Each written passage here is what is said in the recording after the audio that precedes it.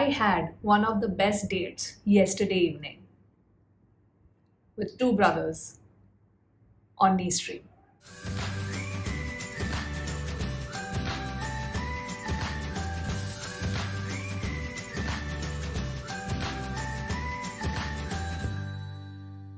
Hi everyone, welcome to Rajyasree Act and Review. My name is Ashmita and I hope you all are doing well today. And right now I will be sharing my thoughts on this very beautiful, simple, yet powerful Malayalam film that has released recently on V-Stream. The movie that I'm talking about is Thirike, starring George Kora and Gopal Krishna Verma in the lead roles. So yes, without further ado, let's deep dive into the detailed analysis.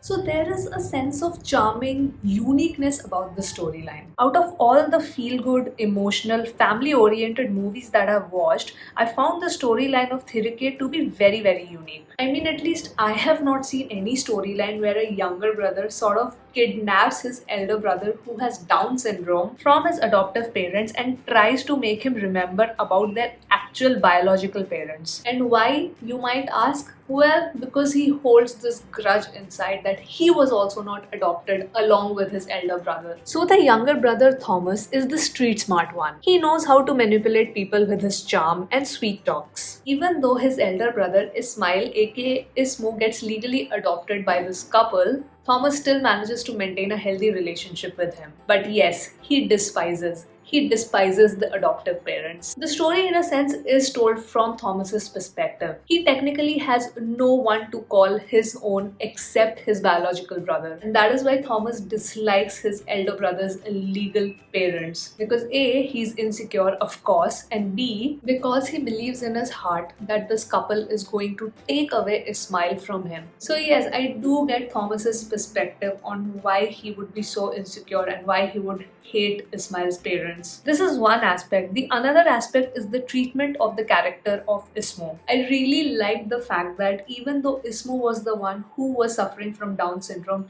he was the sane one amongst the two brothers. I loved how in the entire storyline, how level-headed he was throughout every situation. It just made him so lovable and adorable. The director wanted to drive the point that he was not someone with quote-unquote special needs, but just an ordinary and normal child like all of us. There has been a beautiful balance created between sensitivity and normalcy while treating the character of Ismail. The storyline, of course, is not perfect, from end to end. But for me personally, I would say that the ending climax, the execution of the ending climax just made up for every minor flaw that this movie might have, because I think it just hit me right in the feels. Like I said in the beginning, this movie for me was like the perfect evening date. So George Kora is basically the superhero of the film. He wrote the story, he co-directed the film, he has acted in it. Again, I would like to stress this point that for me, the biggest highlight in the writing was the treatment of Ismail's character. The fact that his character was treated like any other ordinary kid made the pitch of the film so positive. When it comes to the overall writing also, I really like how light-hearted this movie is, and wherever the seriousness has to come, it is just mixed perfectly with the humor. Though in parts with Thomas's character, I did feel a little bit of a disconnect because his actions seemed a little bit over the top to me. One could argue that Thomas is behaving in such a way because it is his coping mechanism, which is a fair argument. I'm just saying, for me, in certain parts, in very few parts, his actions seemed a little bit dramatic. The direction by George Kora and Sam Xavier is, well, charming. Even though largely it is a coming of age story for Thomas's character, we do get the perspectives of every character involved in the film. We know very clearly that why they are doing what they are doing. I'll give you a very small example. It is not really a spoiler, but there is a scene where Ismail's birthday party is happening and all the building kids are invited to this party. So they are all having cake with Ismail, and this one boy says that Ismail cannot do normal things because he's suffering from Down syndrome. And he doesn't say it in a teasing way, he just states a fact. Now the treatment of this scene could have, gone in a very dramatic way.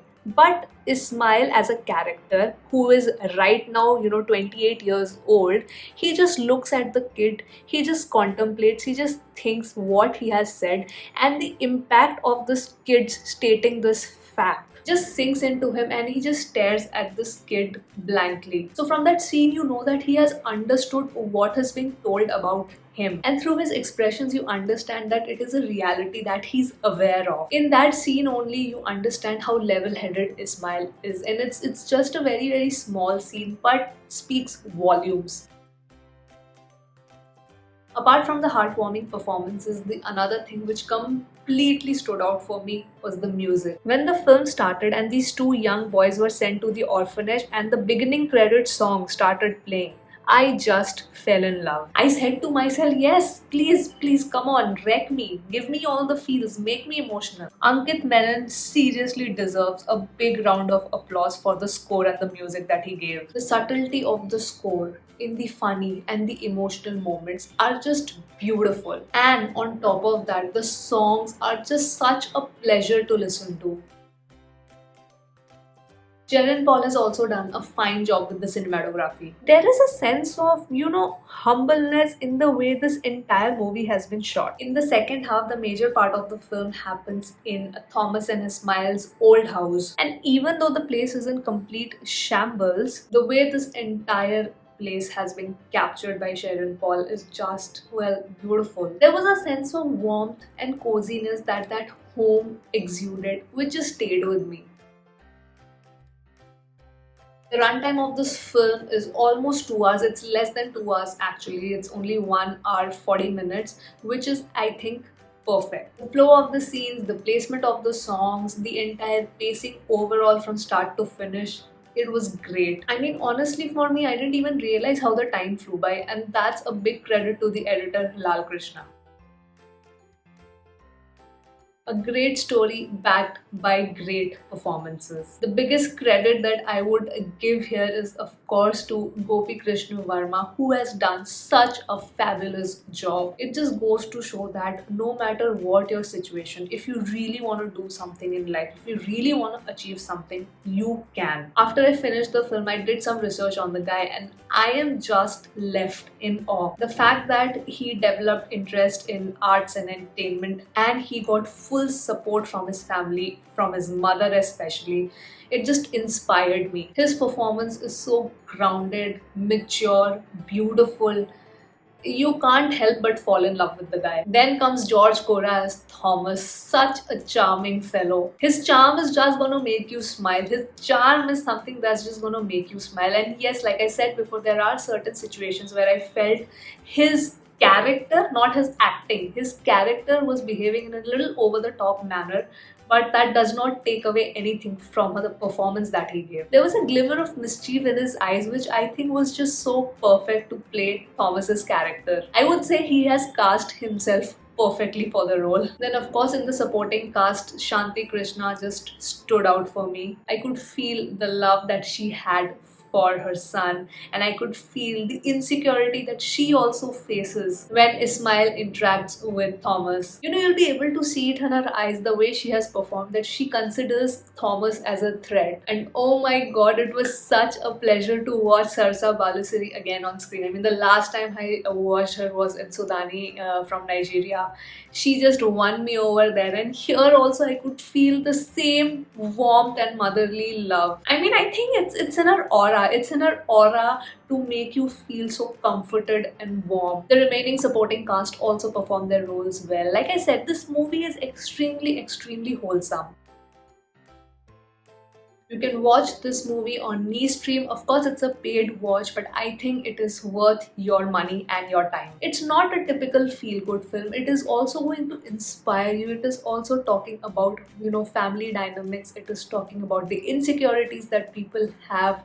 It's just very, very wholesome, fun and heartwarming to watch. I don't know why, this is just my gut feeling, but I feel that Stream as a platform is going to be big. So yes, those were my thoughts on the latest Stream release, Thirike. I hope you have enjoyed this review and have come till the end of the video. And yes, I will see you on my next video, guys. Bye bye.